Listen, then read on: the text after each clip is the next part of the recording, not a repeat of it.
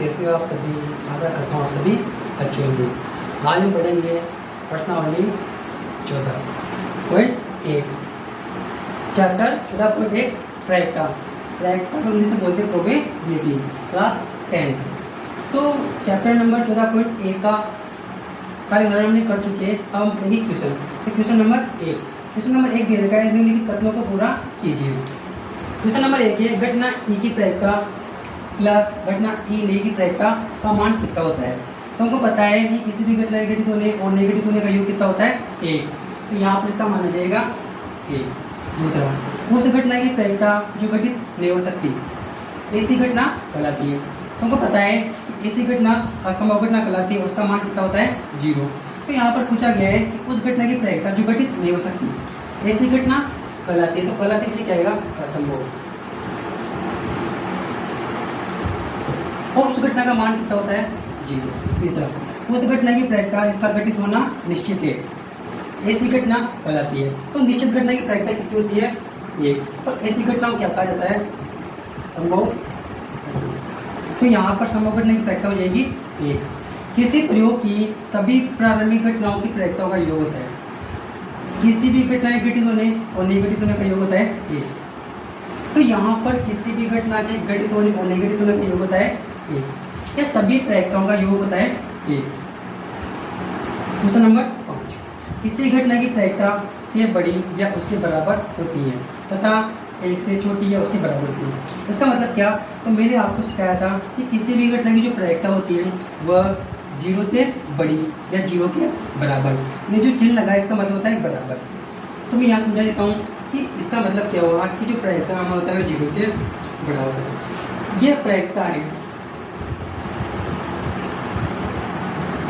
इसका मतलब है कि प्रायिकता का मान 0 से बड़ा है। और अगर मैंने चिन्ह लगा दिया इसका मतलब हो जाएगा कि प्रायिकता का मान 0 भी हो सकता है। तो प्रायिकता का मान 0 या 0 से बड़ा होता है। और साथ ही प्रायिकता का जो मान होता है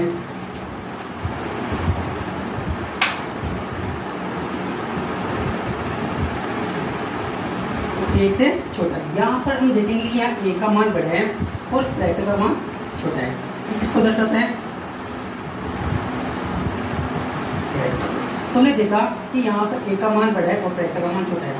अब इसका मतलब ये होगा कि प्रायिकता का मान छोटा रहेगा, कुछ होता है 0.1, 0.2, 0.3, 4, 0.5, 0.6, जैसे 0.7, 0.8, 0.9 कुछ हो सकता है।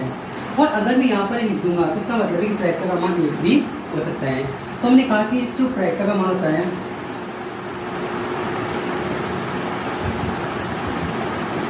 प्रायिकता का मान 0 या 0 से बड़ा वो 1 से छोटा होता है। तो यहाँ किसी घटना की प्रायिकता 0 से बड़ी या उसके बराबर होती है तथा 1 से छोटी या उसके बराबर होती है। तो दोस्तों कैसा लगा आपको ये वीडियो? अगर वीडियो अच्छा लगा हो तो वीडियो को लाइक करें और मेरे चैनल को सब्सक्राइब करें और कमेंट्स करके बताएं कि आपको कहाँ पर दिक्कत है। अगर कोई भी दिक्कत हो तो आप कमेंट्स कर सकते हो। इसके बाद पढ़ेंगे हम क्वेश्चन नंबर 2। धन्यवाद।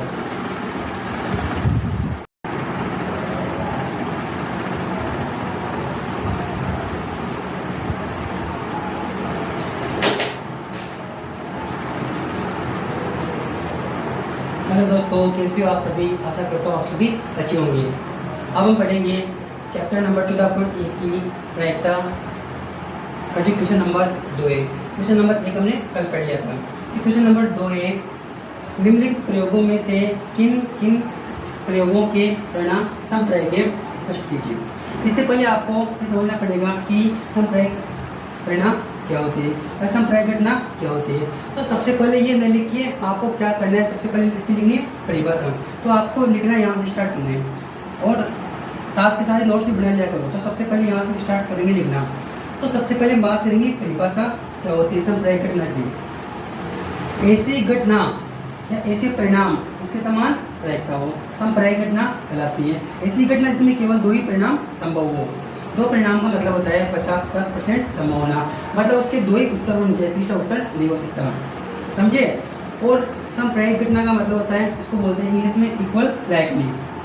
अब अब इसके लिए इसको समझते ये होती क्या है। तो यहाँ पर महत्वपूर्ण बिंदु ये कोष्टक में नोट। अब इसकी कुछ नोट लिखते हैं। तो तुम्हें लिखना है कैसे। पहला, ऐसी घटना जिसमें केवल दो ही परिणाम संभव हो, मतलब इसमें दो ही परिणाम संभव हो, 50-50% संभावना होनी चाहिए पहला।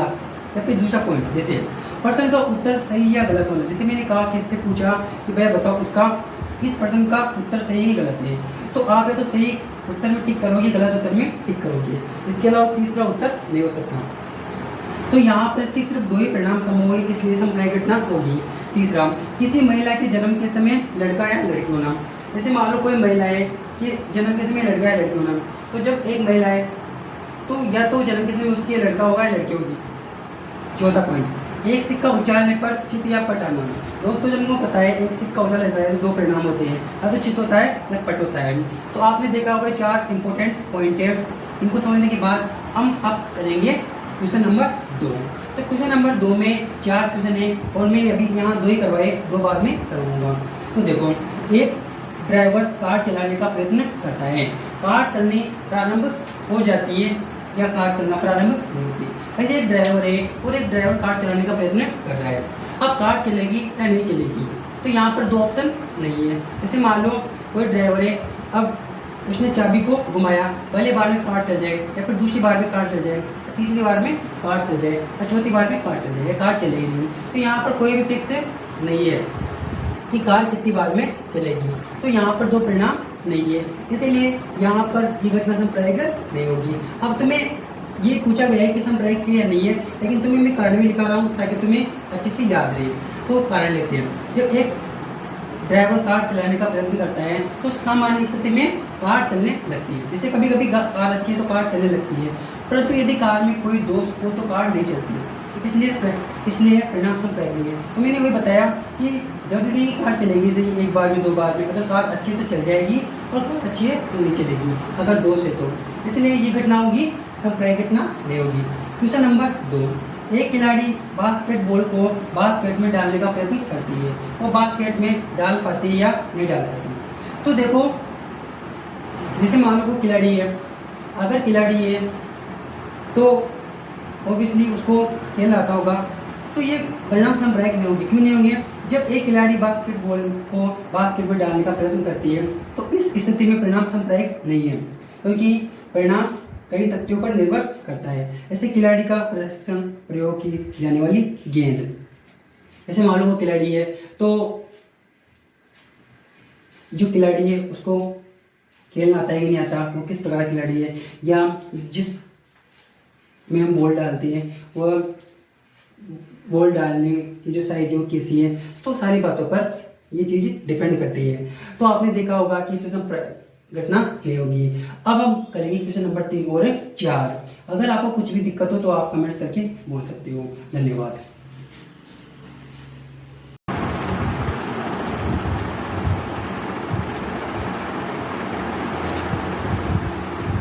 चौथा पॉइंट, एक प्रायिकता प्रोबेबिलिटी। तो हमने उदाहरण नंबर प्रश्न 2 का क्वेश्चन नंबर 1 और 2 कर लिए थे।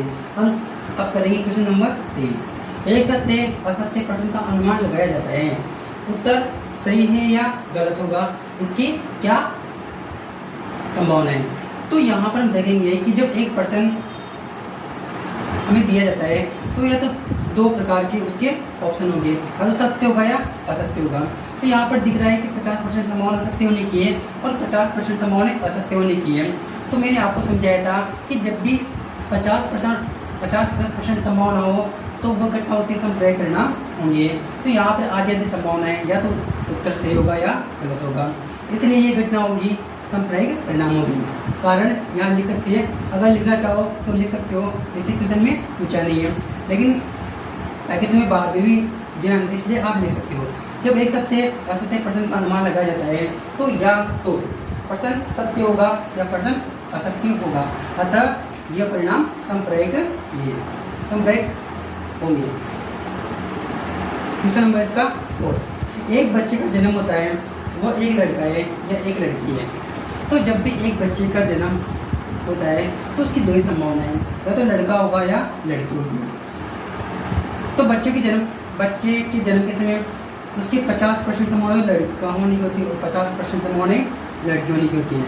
इसीलिए ये परिणाम होंगे संप्रेरक परिणाम होंगे। अगर आप लिखना चाहो तो कारण भी लिख सकते हो। जब एक जन्मा बच्चा, जिसका क्वेश्चन में लिख देना, जिसका जन्म उसी क्षण हुआ है, एक लड़का भी हो सकता है और एक लड़की भी हो सकता है और दोनों परिणाम संप्रायिक हैं। तो दोस्तों हमने देखा कि यहाँ पर संप्रायिक परिणाम कौन कौन से होते हैं। इसमें केवल 2 ही संभावना हो गया, आधे चांस हो। तो मैंने क्या बताया, 3 चीजें बताई। कथन के सत्य होने पर भी परिणाम संप्रायिक होंगे, एक बच्चे के जन्म के समय एक लड़का या लड़की होने के परिणाम भी संप्रायिक होंगे, और तीसरा एक चित्त या एक पट आने के परिणाम भी संप्रायिक होंगे। तो ये 3 ही है जो संप्रायिक घटना होंगी। वैसे इस प्रकार के जो क्वेश्चन है वो आज दिन तक बोर्ड एग्जाम में नहीं पूछा गया है। 5 साल से ये क्वेश्चन कभी नहीं आया है, बस ये आपको नॉलेज के लिए दिया जाता है ताकि आपको कितनी नॉलेज है। तो इस प्रश्न के बारे में आपको ज़्यादा दिक्कत नहीं लेनी है। तो आपको वीडियो कैसा लगा, अगर वीडियो अच्छा लगा तो वीडियो को लाइक कर देना और कमेंट्स करके बता दिया करो यार। अगर किसी को भी कोई दिक्कत हो, किस तरह हमको ये चीज़ें समझ नहीं आ रही, आप थोड़ा धीरे पढ़ाओ या फिर और अच्छे से पढ़ाओ तो मैं उसमें इम्प्रूवमेंट करूँगा। धन्यवाद।